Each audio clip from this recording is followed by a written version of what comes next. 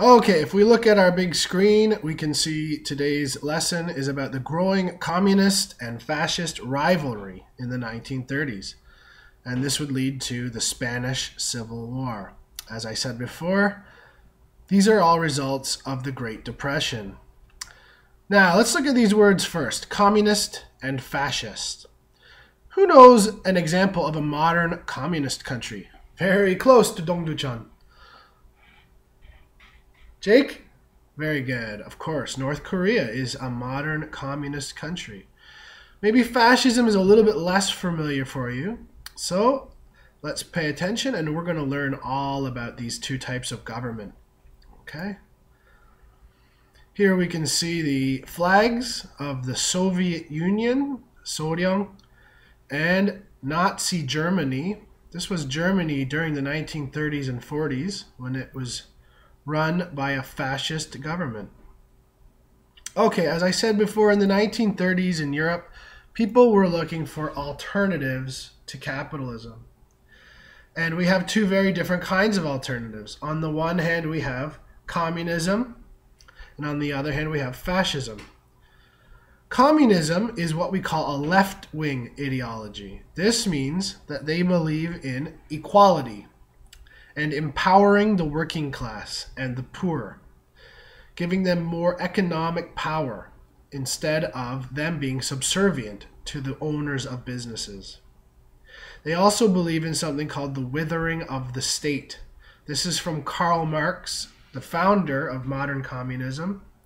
He believed that if the state became equal and workers had as much power as business owners, eventually there would be no need for the state apparatus. This means things like armies and police and courts.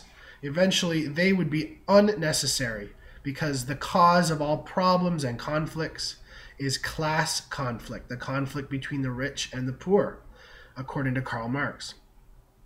Communists also believe in racial and international solidarity. They do not believe in nationalism and competitiveness between countries and races and different types of people. They believe working class people of all different races and nations should work together to overthrow capitalism and create an equal society. On the other hand, we have fascism. It is very what we call right-wing.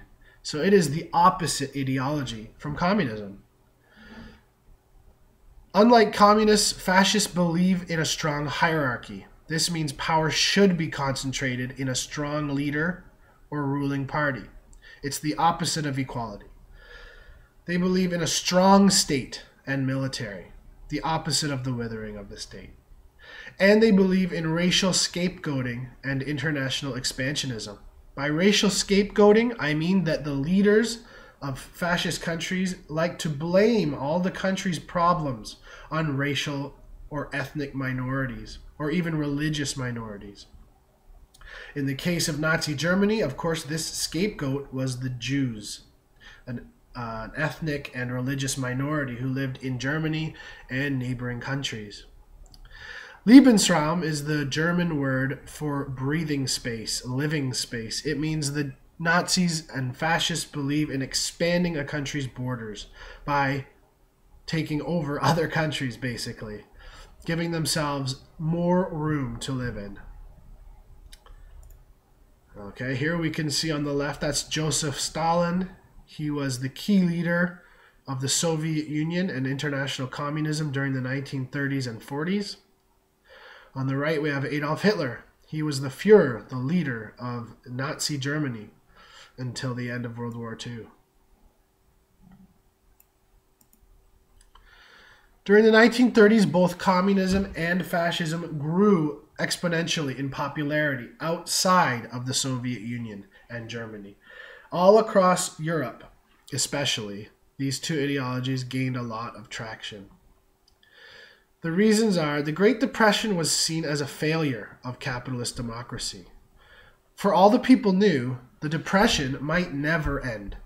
Maybe there was no period of expansion and prosperity to ever occur again in the future of capitalist democracy. Maybe the Depression was the end of the old system and they needed to come up with a new one. So they sought radical alternatives. Of course, both fascism and communism were very radical alternatives to capitalist democracy.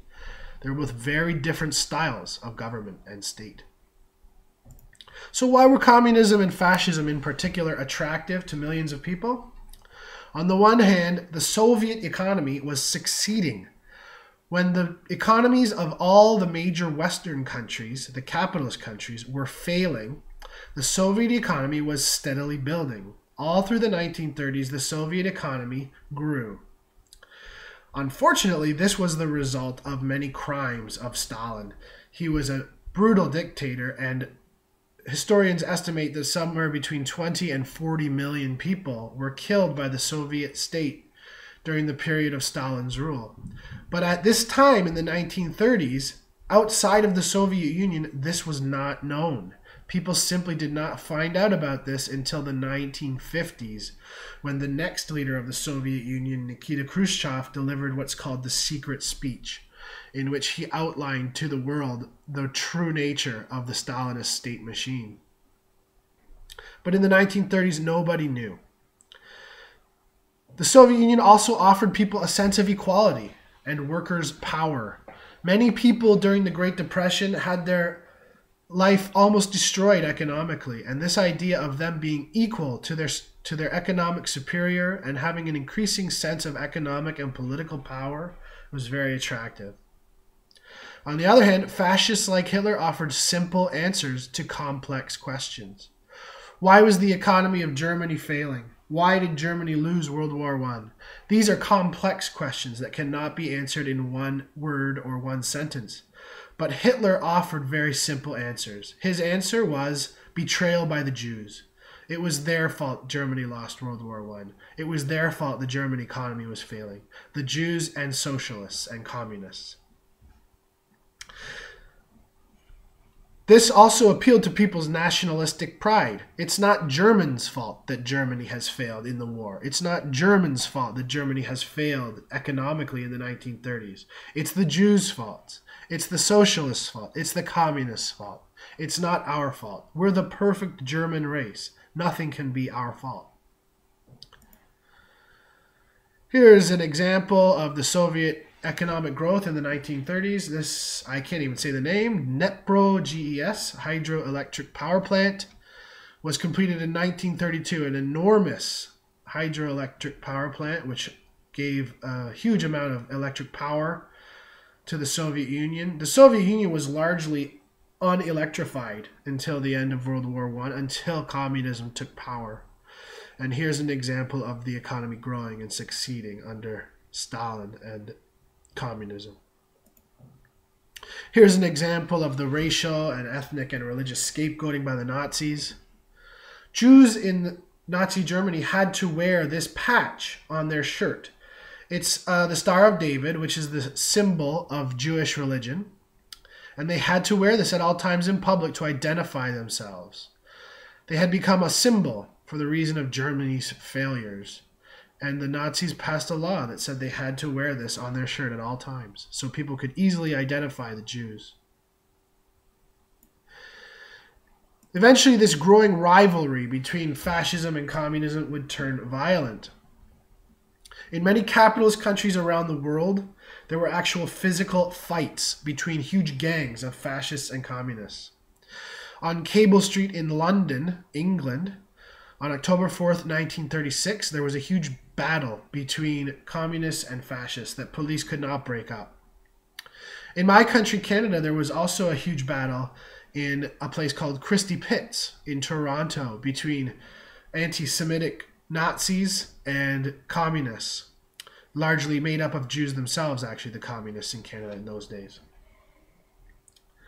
Communists actively opposed the Nazi government in Germany, especially the racism and anti-labor actions it carried out. On the other hand, the fear of communism was the main reason the German Conservative Party allied with the Nazis in their legislature, which allowed the Nazis to come to power in the first place to create a government. The German Communist Party was actually quite strong, but the German conservatives had the balance of power in the parliament, and they sided with the Nazis to make sure the communists could not come to power. In Nazi Germany, communists were among the very first people interred in concentration camps. The concentration camps would eventually grow to include Jews, gypsies, homosexuals, liberals, academics, and so on. Many people in the concentration camps ended up victims of the Nazi Holocaust. But the very first people sent to the concentration camps were communists, socialists, and labor activists. Later, during World War II, communists in every country Germany conquered were summarily executed. In other words, when the Germans took over a country, the first country was Poland, they would round up all the known Communist Party members and murder them on the spot.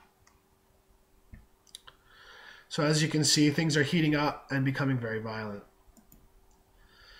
Okay, let's turn now to the Spanish Civil War. This is a painting by Pablo Picasso, famous, of course, Spanish artist, called Guernica, and this is a depiction of the chaos and anarchy from a German bombing of a town in Spain. Actually, the bombing was for no military reason. It was just to test their planes and their bombs. The Spanish Civil War was waged from July 1936 to April 1939, just short of 3 years. The two sides were called the Republicans and the Nationalists. The Republican side represented the government of Spain. It included liberals, communists, socialists, anarchists, also separatists. These are people from the Basque and Catalan region of Spain that wanted to form their own countries, but they supported the government in this war.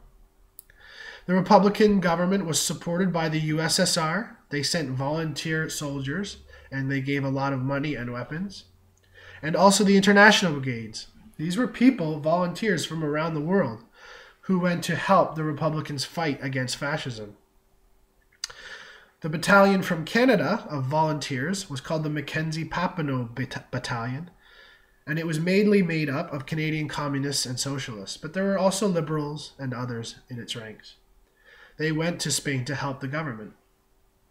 On the other hand, the nationalists were the rebels in this war, and they were made up of fascists, monarchists, conservatives, and anti-communists. They were supported by Italy and Germany, who were both fascist governments, including the Luftwaffe itself. Volunteer soldiers from fascist Germany and fascist Italy fought in the war, and the actual Luftwaffe, that's the German fascist Air Force, participated in the war directly. Here's a picture of the memorial in Ottawa, that's the capital of Canada, dedicated to the MacPaps, which is short for Mackenzie-Papineau Battalion, that fought for the Republican side of the Spanish Civil War. Most of them died in the war. The results of the Spanish Civil War were that Republican forces were more popular and had more soldiers sign up to help, but they had little weaponry. They were largely poor. Nationalist forces, on the other hand, had fewer soldiers, but they were equipped with the awesome power of Nazi military technology and, of course, the Luftwaffe itself. So the nationalist forces were using the best weapons from Nazi Germany, and even the German Air Force, while the Republicans had to fight with simple rifles. They were totally outgunned. Nationalists won the war with their better technology and equipment and overthrew the Republic. They created a fascist dictatorship under a general called Francisco Franco, and actually this fascist government lasted all the way until 1975, 30 years after most fascist governments were destroyed in World War II. Okay, now, your assignment. The Spanish Civil War is often called a dress rehearsal for World War II. I want you to write a paragraph, just one paragraph. It can be anywhere from about 3 or 4 sentences to maybe 7 or 8, but I don't want a whole page, and I don't want just 1 or 2 sentences. And you have to explain why historians might look at the Spanish Civil War as a dress rehearsal for World War II. Can you see something in common between the Spanish Civil War and World War II? Maybe you can see more than one thing in common between the two wars.